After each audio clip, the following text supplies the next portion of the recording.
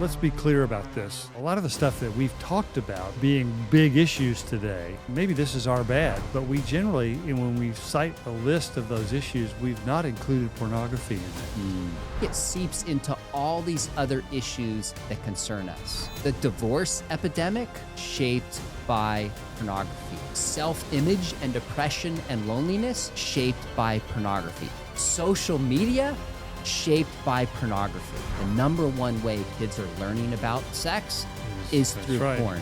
Talk to your kids early. The book we are going to discuss today is one of the most disturbing and heartbreaking accounts I've read in a long time. Listen or watch before you have kids present. Why? Well, we're going to talk about a book called Pornocracy, and what's unique about it is it's written from two UK writers from a secular perspective, a critique of pornography, arguing it's affected relationships, the brain, the law, and quite literally everyone and everything in society in some fashion. Scott, what's your general takeaway from reading this book before we get into some of the particulars? Well, Sean, honestly, I vacillated between being terrified and being nauseated. Those were my two takeaway reactions. And what they're describing in this is not only the phenomena of pornography, but the industry behind it. That's right. And what a huge economic enterprise this is, and how it's influenced the law, how it's influenced the way our brains are wired, how it's influenced the way it affects our relationships, and how it's impacted, for the most part, hugely negatively, the lives of the people who've been victimized by it. I mean, it is an incredibly disturbing look at what some people still think is harmless entertainment. And Sean, you just can't hold that view. That is just not a plausible view of pornography after reading this. I think that's really well said, because for a long time it was conservatives. Maybe it was Protestants, Catholics, evangelicals. Some would say Puritans. Yeah, Puritans from within a religious fold. But we've come full circle now, where you see in this book many, in particular two secular writers and thinkers, making some of the same kind of critique that you and I and others have made. Now, what's not in this book is the hopeful, positive vision of sexuality, because God is totally absent. We'll come to that.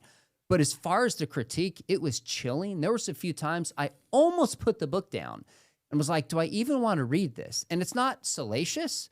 The reason is they're like, we're going to give you a sense as best we can of the ubiquity of pornography, the effects of pornography, the kinds of pornography. And a couple times I stopped. I'm like, not only do I not want to watch this, I don't even want in my mind and my brain what's happening, but I felt obligated to, because I think many of us want to pretend this issue's not there. If they're right, and I suspect they're right about a lot of what they say, we need to wake up. So, Sean, what do you think is the main thesis of the book? What's the heart of this that the authors are really getting at? So in 2006, there was a book written by a journalist by the name of Pamela Paul, and she called it Pornified. So in 2006, we're roughly a decade into pornography being available on the internet. It's the start of social media. Obviously, there's no AI. And a decade or so into this, she's saying pornography has infiltrated our society. It's become pornified.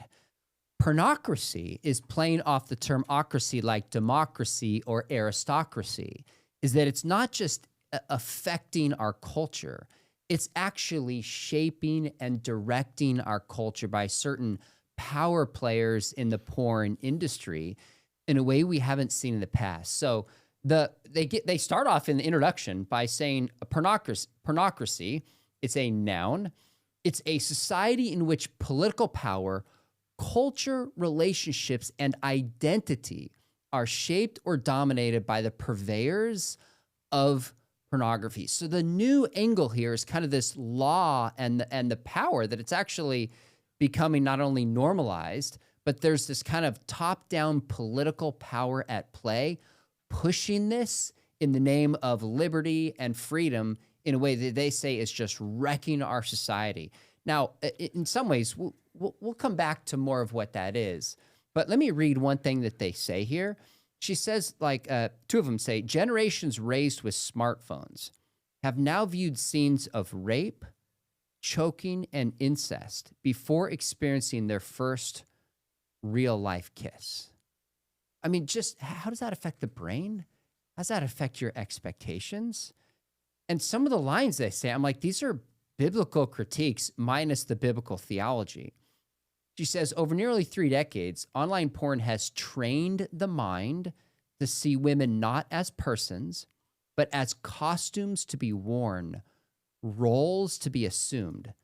This dehumanization cuts deep.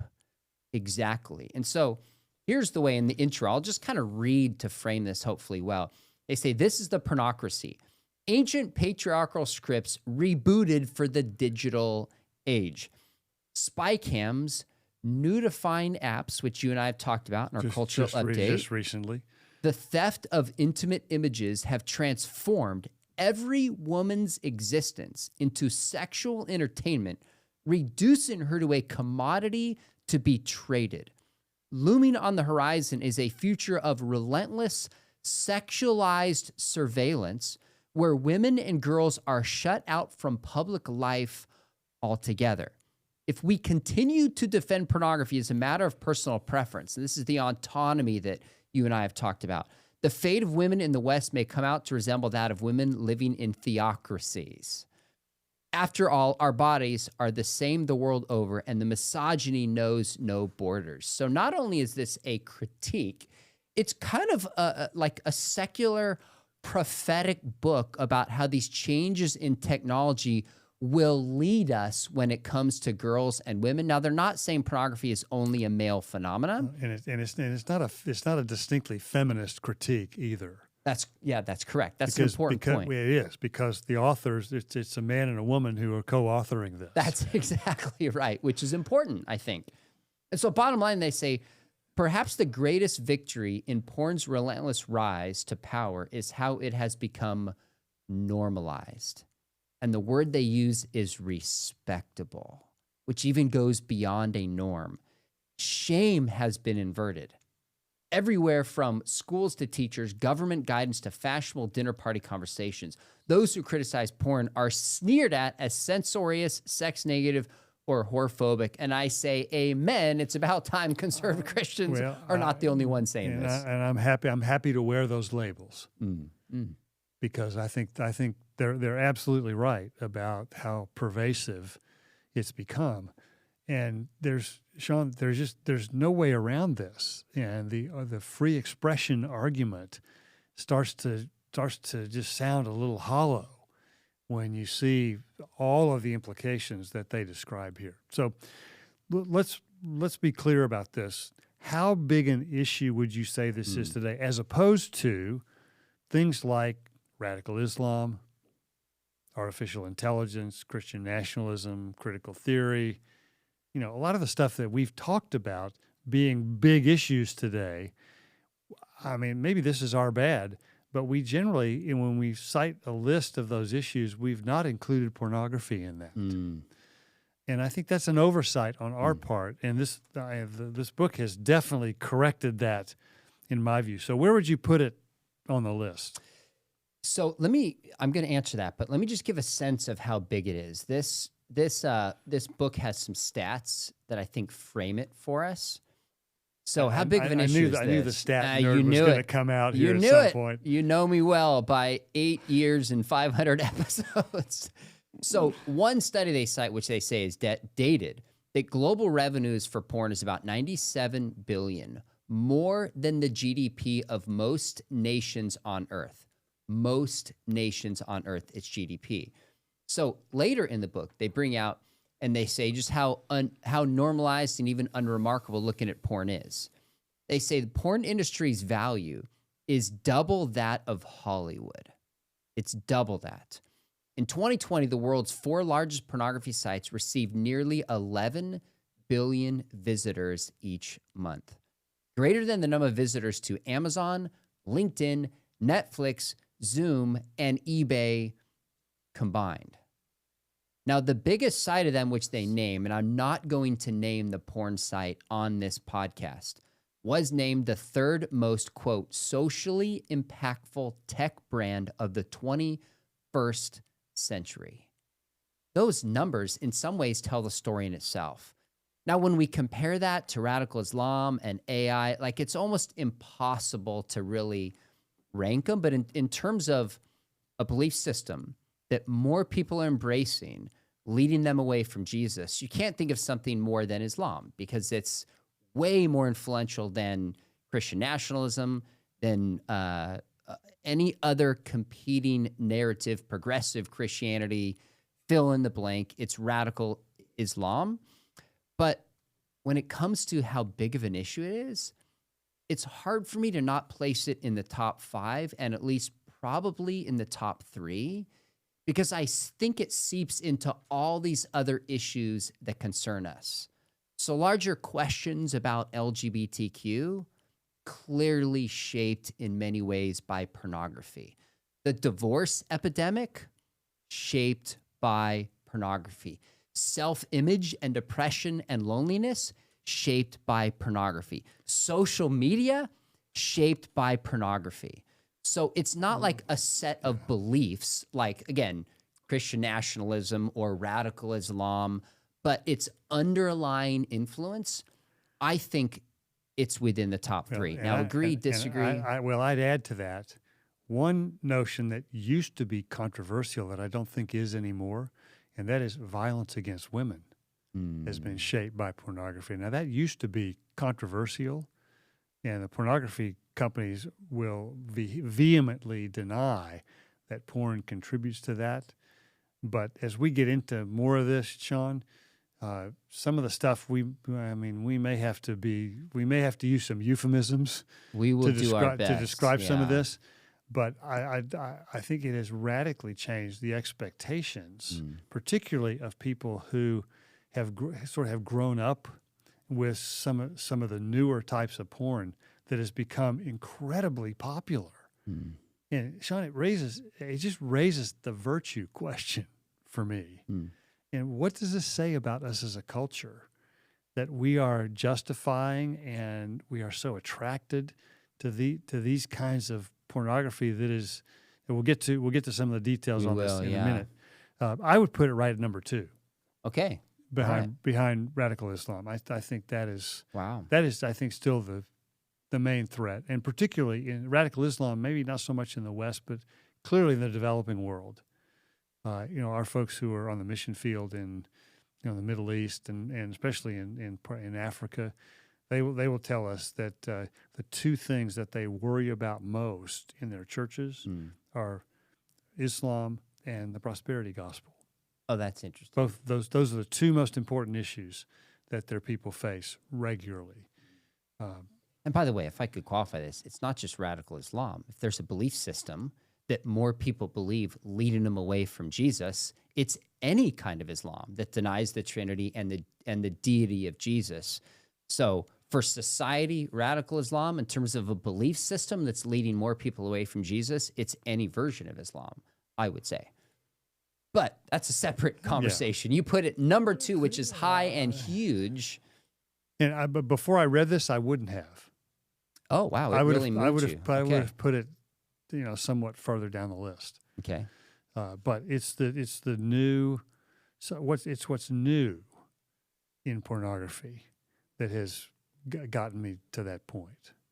And you know what? I don't know the answer to this, but I wonder how many social ills, like take issues like poverty, so much driven by broken relationships. How much of those broken relationships driven by pornography? Sex trafficking, pornography. I don't know that anybody's really drawn this, but part of the point is that it has seeped into our society in so many ways we don't see, and hence is at least number 3 or number 2 on issues of concern. And I think that's precisely their point. That's exactly what their point is. So the chapter I thought that was the most impactful for me was the chapter, I think it's 2 or 3, entitled "Not Your Granddad's Porn." Yeah. So what do they describe as having changed from sort of the Playboy magazines that you used to keep in your attic, and the stuff that we used to call smut Right. back 100 years ago, to what's being purveyed on the internet and social media today. Yeah, this chapter was jarring, and This was a hard one to read. Yeah, I almost for put me. it down. I was like, I don't even want this in my mind, to be completely honest with you. But the big argument they make is that the real triumph of the pornocracy is respectability. And they say, for example, this is an example they give. It's even assumed a role in politics. Democrat groups campaigning in the 2024 U.S. election paid for advertisements on pornography sites and warned that their opponents would restrict users' access. Now, one thing they don't point out is they're not being political in this book, is in the 2024 Republican convention, there was an OnlyFans creator who presented and spoke there. So this is not just one political party. Now, whether it's more in one political party than the other, I have no idea. But their point is just that it's seeping into so many different areas. Here's what they talk about, is they talk about how, for example, they say, how do we square the claim? And this is back to your point about virtue, is that we're told it's wrong to shape people for using pornography.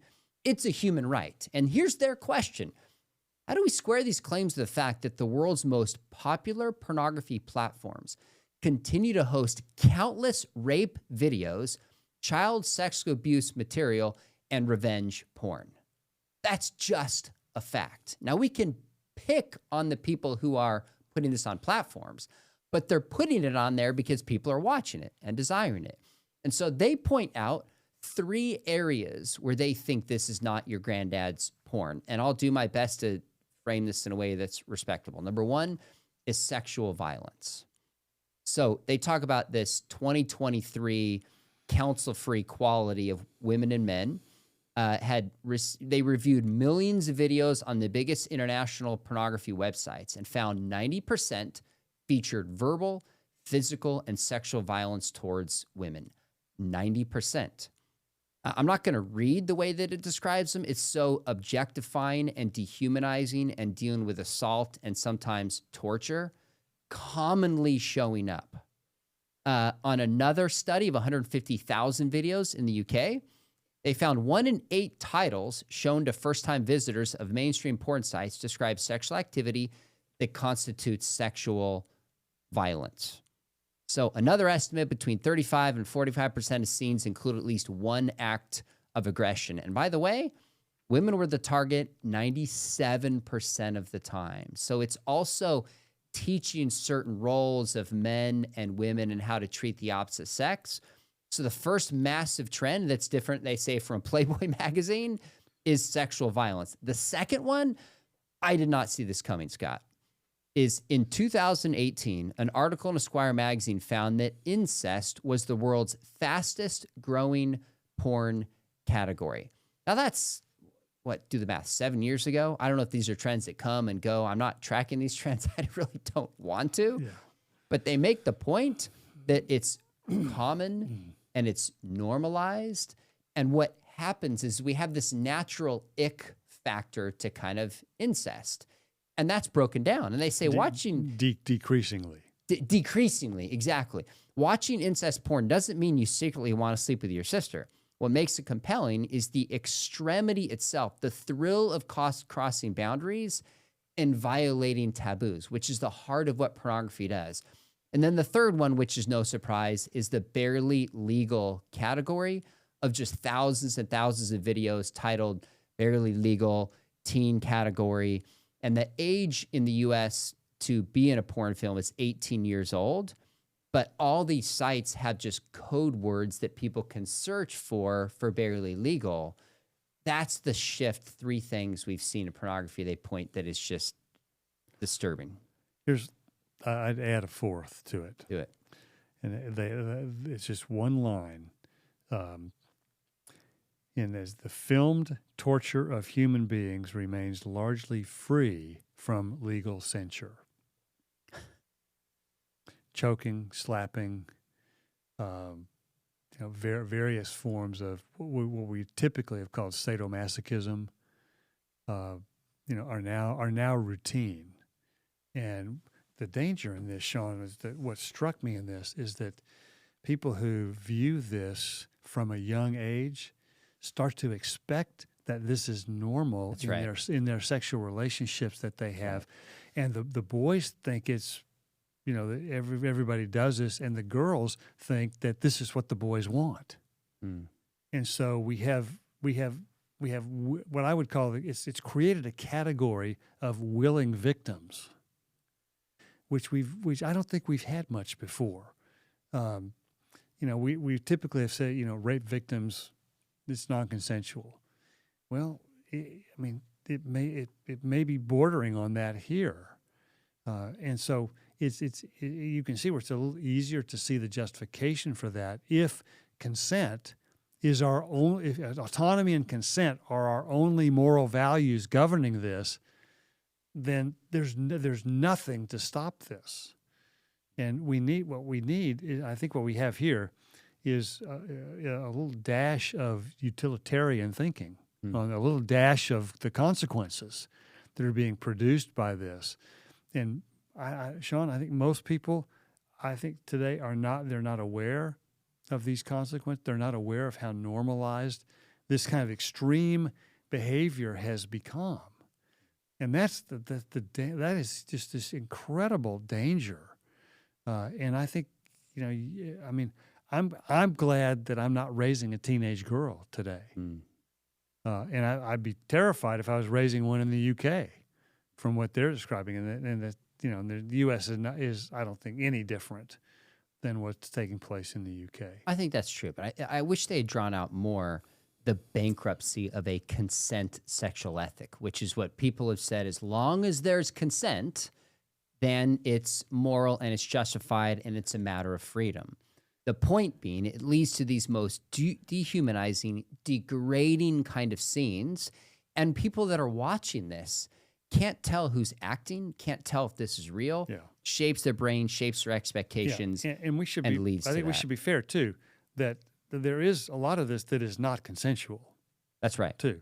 Some of this, what they call UGC, user-generated content, is often done surreptitiously and posted, and that's the revenge porn that you're talking about. That's right. Almost all of that is done non-consensually. And it challenges our cultural notion of freedom, because this, of all things, is the epitome of the cultural notion of freedom to do whatever the heck you want, instead of the freedom to do what you ought, and freedom that's constrained by virtue. This is freedom constrained by virtually nothing, and not even the law is constraining this in a lot of the world. So that I think it just gives, it points out the lie, I think, in the worldview that undergirds the justification for this kind of pornography. So either you justify it, as some people do, and porn companies increasingly say, we're monitoring this, it's a matter of freedom, or they say, oh yeah, there's a problem with this, but then that shows the emptiness of the secular ethic and invites, are there norms about how we should treat people? Is there a purpose for the human body? Is there a right and is there a wrong? Well, those are the only two choices you have. Those norms sort of seep out here. They do. Without justification. Yeah, they don't say it directly. Epistemic justification. But, decrying sexual violence tells you something about their moral compass. That's right. And, being a rape victim tells you, they're not in the business of justifying sexual assault. And I find it hard to believe, as our colleague Bill Craig put it, anybody who tries to justify sexual assault needs a therapist, right? Not an argument. That's right. But I still find it, I'm having difficulty, Sean, swallowing the notion that the porn companies are actually justifying these violent scenes of rape, the choking of women in under the guise of sexual expression. The way women are, they're posted not just the victim of sexual assault, but they're posted physical assault. They're posted on these things with black eyes and cuts on their faces. And people are looking for those kind of images within women. And so they do ask the question, how does this happen? And they're like, not by accident. There was a plan here. It's driven by making money, but it's also controlled by men. The primary people who are running these porn companies are not women. It's men who get to see women treated the way they want to. They get money from it. And the women are really the victims of this. Although, in some ways, it brings us to the next. But part of the point they're making, too, is that women aren't the only victims. That's correct. And so I think it's fair to say that women are the main victims. And I think, although I might say children are the main victims with this. But they're certainly not the only ones. And one of the things I think was so helpful in this is pointing out how men are victimized, I think probably in many, if not most cases, without their knowledge. I agree with that. So say a little bit more about who the victims are here. So I'm glad you transitioned to this, because we're so affected by autonomy and freedoms, doing what I want. There can be a temptation from Christians to say, well, if somebody wants to be a porn star, they should have the right to do it. They made a choice. And I'd say sex work. Yeah, exactly. That's a fair way to put it. Known as a porn star is the language that's used for it. So yeah, we have culpability for our choices, but we don't see behind the curtain at how much people are damaged by this. So in the book on page 12, it says, in 2022, a group of 20 ex-porn performers launched a campaign urging the industry to raise the minimum age of participants from 18 to 21. In an open letter, the women, so this is all women, listed a catalog of abusive practices inflicted by agents, producers, and directors, including being made to enact sadistic pedophile fantasies, being rushed into signing consent forms, and being coerced into high-pressure situations to do sex acts we've clearly said we will not do. That's a huge piece of it here. Now, what really saddens me about this, Scott, is they said even before setting foot on a set, women in porn, and indeed the sex industry as a whole, are far more likely to have experienced sexual abuse than the wider population. Now, I'm not a psychologist, so I don't want to speak out of my expertise here, but they just kind of suggest here, because part of it is like, why on earth, if somebody was sexually abused, would they go into an area like porn? Like, you think they'd run the opposite direction.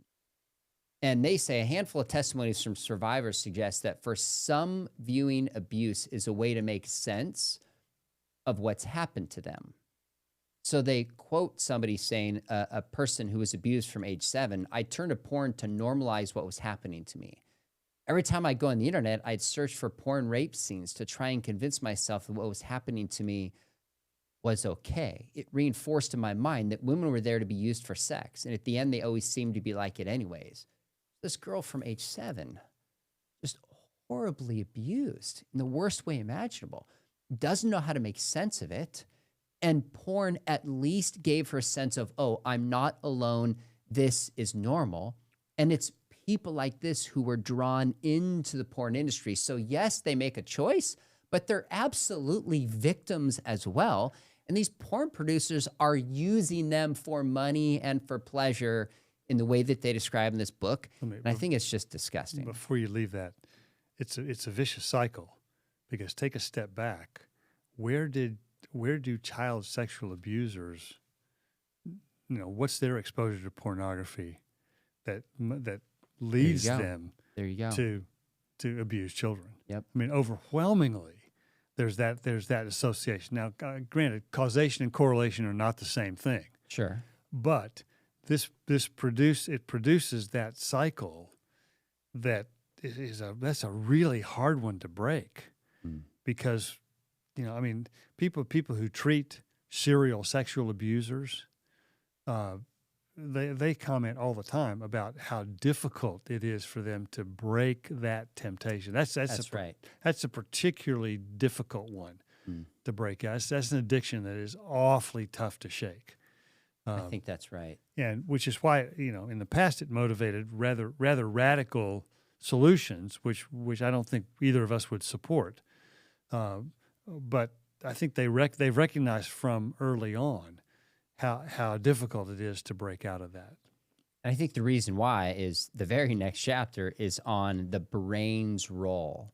When I speak on the effects of pornography, I talk how it affects our minds and the script that we have about love and sex and treating people, but also physically affects our brain and rewires our brains. Exactly. So we're talking about how and this story's been told a little bit. We've talked about this. Other books have written on this. But they say when we partake in substances or activity we enjoy, our brain secretes an intoxicating cocktails of hormones and chemical neurotransmitters that trigger a range of pleasurable sensations from satisfaction to bliss. And when they're released, because it's a good feeling, we start creating pathways in the brain and then go back to those to feel well. It's natural to want to feel good. So they describe here, they say researchers have found the exact same kind of pathological learning in porn users as in drug addicts and in alcoholics. It's the same brain mechanisms, same brain pathways that are involved here. What they write, though, which is interesting, I hadn't thought about this, most worrying of all, and what makes it so much more pernicious than drugs or alcohol, pornography use is perceived by the consumer, it's perceived as a behavior with no punishment, only reward.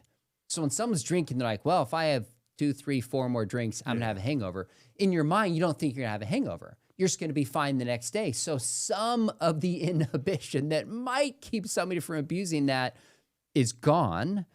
And then they describe how when it comes to like addictions with food, your body can only have so much sugar and before you get physically sick. Internet pornography, which is processed by the brain as a high-value sexual reward, is unconstrained by any limits. It's a never-ending procession of dishes.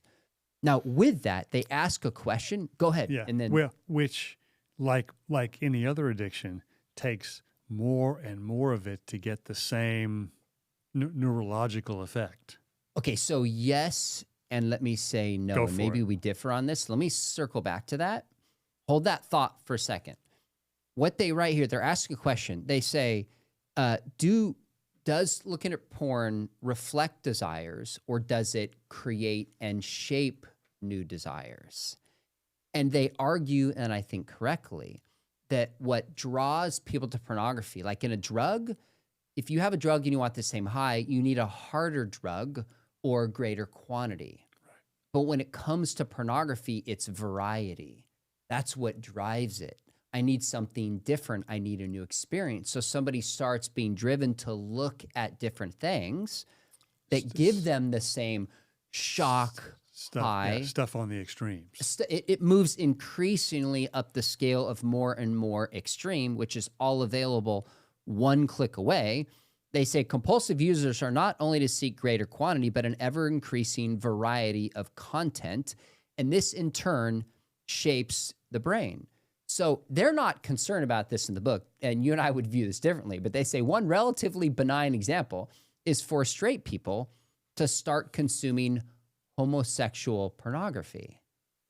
So if you're a man and you're looking at group sex, all of a sudden there's a homosexual element that's present in it, and it starts to shape the brain and the mind of what's acceptable. Somebody gets pleasure from it, and it can literally shape the script of somebody's brain. So they say here, which is more concerning, was called child sexual abuse material. Could watching that turn people into pedophiles? Now, they're not saying it's causative, but they're saying there's a strong link and connection. And they say what should trouble us is they actually argue that this happens at times. What should trouble us even more is that some of these men who are looking at pedophilic pornography had said they had no interest in sexually with children before looking at porn. That seems to be a clear-cut example that not all, but at least some. And they say, bottom line, it doesn't just serve our sexual tastes, it shapes them. It shapes them. And that's because there's physical things taking place in the brain with reward pathways. So when this happens, you can't go back to just somebody in human flesh who doesn't look like they do in a porn film who's normal, and you destroy your ability to just respond to a human being in the present. Well, it's a good transition, I think, to how this affects relationships. Mm. And this, in my view, is the really damaging part of this, because it is rewiring our brains so that we are becoming less capable of appreciating and enjoying sexual relationships with a real person. Mm. And it's a little bit hypocritical, I think, not a lot hypocritical of men, because, you know, most men who watch this stuff, they don't look like the porn stars. And, you know, and so to expect that the women they are with look like the women that they see when they're not that way, at the least would be gross hypocrisy. But I think the idea that this affects relationships, particularly among adolescents, that's the part, Sean, that really got my attention. Yeah, because, that's concerning.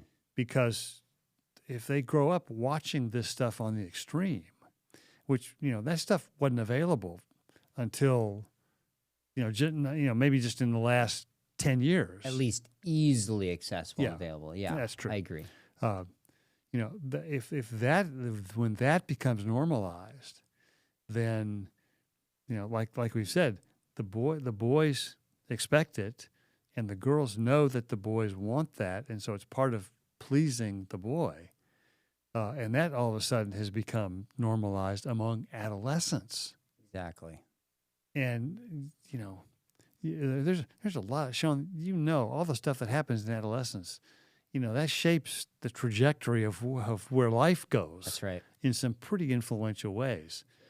And it's just so tragic to me to see increasingly adolescents being handicapped out of the gate from being able to enjoy, you know, what you and I would consider really good sexual relationships within marriage.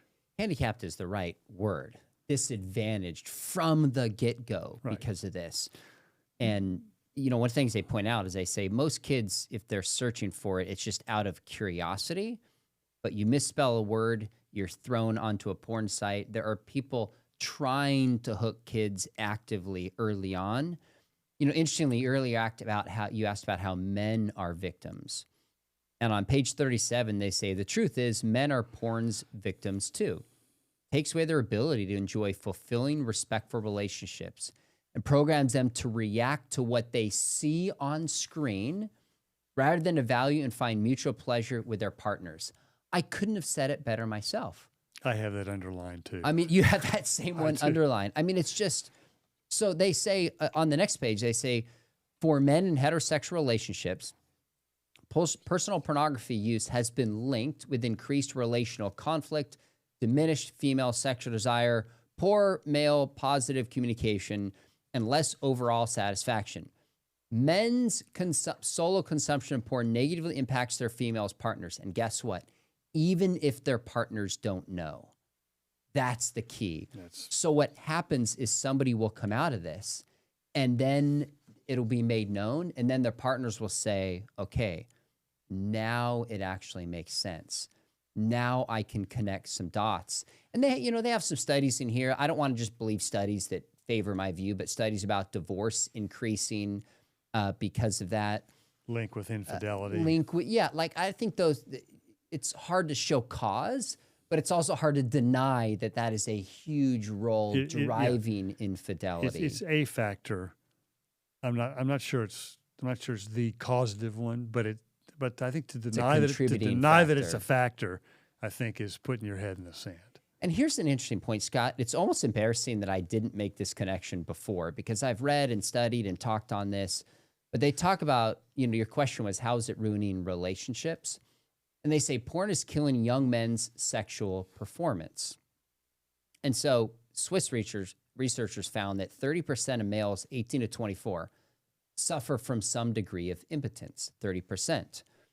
In 2014, researchers at the University of Cambridge found 60% of men who use pornography, roughly 25 average age, experienced erectile dysfunction with sexual partners, but not with porn itself.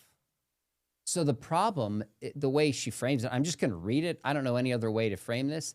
They say the fact these lads leapt to attention when viewing sexual imagery, but not in the presence of real life lovers, shows there's nothing wrong with their penises. The problem lies in the mind, and the problem lies in the brain. And I think that's exactly right. The problem is not that they don't have a libido that can be active. The problem is it's been so shaped by images online that it doesn't translate to a real partner. That distinction, I think, is really important to bring out. Here's how they summarize this. I suspect you underlined this too. Okay. Porn users are losing the ability to be in the Yep. moment, to be in intimate touch with their partner. I did underline that. That's exactly right. And they have unwittingly surrendered one of the most important attributes of a relationship, and one might well say of being human. Mm. So it's no surprise that partners suffer from their increasingly inhumane behavior. I think that's right. And again, I'm glad I'm not raising daughters today, Oh, man. because I'm not exactly sure how to safeguard them from some of this stuff. Well, let's come back to some yeah. thoughts We'll for parents. get- One of the questions that it's kind of surprised me for secular thinkers to bring up, although when it comes to issues like critical theory and transgender ideology, there are a number of secular theories, Yes. secular critics pushing back on this. There's certain strange bedfellows. But this, I underline, I thought was just fascinating on page 100. They said, the very top of page 100, the underside of almost every trans coming out story is a pornified conception of what it is to be a woman. What is referred to as trans is a hypersexualized fantasy. It lures some males to identify as women and terrifies some females into identifying as male or non-binary. So they're not saying all of transgender individuals or gender dysphoria is motivated by this, but it's a huge piece of this, and it's contributed to it sexualized views of what it means to be a woman. And they refer to what they call heterosexual and bisexual autogynephilic men who are attracted to the fantasy of themselves as women. Well, in the past, somebody who had that could go talk with a counselor, share with somebody in their life. Now there's this whole world of people saying that's normal, and here's porn you can look at. And it contributes, they say, to increased gender confusion. I think that's right, which goes back to our opening point that you take a range of issues, and beneath it, there's a huge percentage of influence by pornography. So let me read this one. They say the consensus within the therapeutic profession is to destigmatize and lift the shame from what were once categorized as perversions. With pornographic fuel and no social barriers, it is unsurprising this one niche behavior has become mainstream. And they talk about how much things like, just say right here, at present, there are nearly 1 million members of the trans porn subreddit, a discussion board. And that kind of pornography, if you struggle with that, you can find it, but it normalizes it and shapes you and shapes other people that are just looking for variety. And I think they're right about that. Yeah. Now, Sean, we've talked a lot about this already. So maybe just a comment or two about how they view this. But how are AI, sex robots, things like that, moving the pornographic ball forward? This is a really interesting question, and I wrote down a couple notes on this. I didn't want to miss, but they introduced this idea of a new idea of sexual trauma. Sexual trauma. Now, I had an interaction some time ago with a young person who made a statement about how they had been assaulted online and were recovering from it. My first thought was like, assaulted online? Like, what is going on? Is this an excuse? Like, I just didn't understand what that means. Just click away. As I read this, I was like, oh my goodness, I really didn't understand what this meant. And so they give some examples here. They say new technologies like artificial intelligence, deep fakes, and robotics are like the early web's nudity and extremity of today's tube sites like YouTube, reshaping people's experience. So they give, so one kind of trauma is the kind of trauma of seeing your face put onto through artificial intelligence as if it's you and other people watching that, even though it's not you. That's traumatic for an individual. That hasn't happened to me, and I pray the Lord it doesn't, but I can only imagine seeing that, how jarring that would be. They give another example of where's the story in here about a girl. Here it is. One day in 2021, a girl named Nina donned a virtual reality headset and stepped into the metaverse. Within 60 seconds, she became the victim of virtual gang rape. 3 or 4 male avatars with male voices pawed at her virtual persona, simulated sex with her, and took pictures as she tried to get away. She heard their voices ringing in their headphones. Don't pretend you don't love it. And some other things I'm not even going to read here. I thought, oh my goodness, there's a whole level of trauma online, especially for a generation that's more online. They're comfortable online. We've basically introduced, through artificial intelligence, an entirely new means of traumatizing and harming people and having new victims, which is just ridiculous. Last thing I'll say about this. I was trying to think about like maybe porn 1.0 was when there was magazines and videos and hotel rooms. Porn 2.0 was maybe when it's available on the internet. Porn 3.0 might be the introduction of like social media. Porn 4.0 is like virtual reality and artificial intelligence, because now they have what it's called like gonzo porn, that it's done in a way that it's like you are a part of this and participating in it, not just viewing it, you're a part of it. So it says you won't just watch, but you become the actor itself. And with artificial intelligence, we talked about this a couple weeks ago online about how you can just plug in and create porn now through sites with your own ideas. So now people aren't only actors, now people are creating. That's a whole new level of brokenness. I don't even know what that's going to mean for the future. It doesn't take studios in the San Fernando Valley. It doesn't. To produce this. You know, and that's why this user-generated content is, I think, a major step, step toward more extreme stuff and a step toward non-consensual stuff. And it also creates a kind of addiction to artificially intelligent created porn. It's just blurring reality and fiction. All right. We got time for one more question here. All right. What do we do about this? I would say a few things. So 2 things. One is they give an example here of people calling out a certain porn website and a lady who's an activist drawing attention to the number of videos that were loaded that were not carefully vetted, that had like child sex abuse and pedophilia. And in turn, certain credit card companies stopped working with them. I think there's an increased role for shame. Shame on these people. I'd love any of them. If you call me, I'll talk to you. I want you to look me in the eyes and say the porn you create in these sites, you be okay with your daughter and your wife and your granddaughter being a part of it. Yeah. Look me in the eyes and tell me that. If not, shame on you, because everybody who's on this site is somebody's daughter. Everybody who's on this site is somebody's grandson. So I think there's a role for shame. And this book made me a little bit more bold. I'm just going to call it out. Shame on them. Second, talk to your kids early and build relationships with them.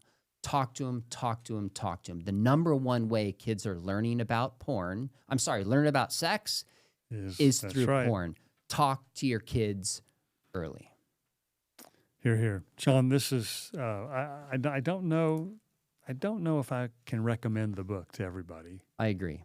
It's not for everybody. It's not for the faint of heart on this. It's been quite an education for you and me. But I admit it was a really tough read. And I'm still not quite recovered from it. I agree, and I kind of hope I it's- don't have to read another book like this, but I feel like our viewers and Well, listeners. I think we have an obligation to do that. Yeah, But this is, I just say, I don't mind taking one for the team, but reading this was taking a fastball to the ribs for the team. So for our viewers and listeners, I hope you found this helpful. I hope you haven't found it offensive or off-putting. We've just tried to represent reality here. But you need to know what the depth of the industry is and how it's impacting adolescents, young people, how it's impacting the way our brains get rewired. This is all stuff that I think most people who are maybe casual viewers of porn, I'm not sure they've thought about. So we hope this has been helpful for you. This was a hard episode to do. I agree. So anyway, I think that's enough on this one. Enough said. All right. We'll see you next time.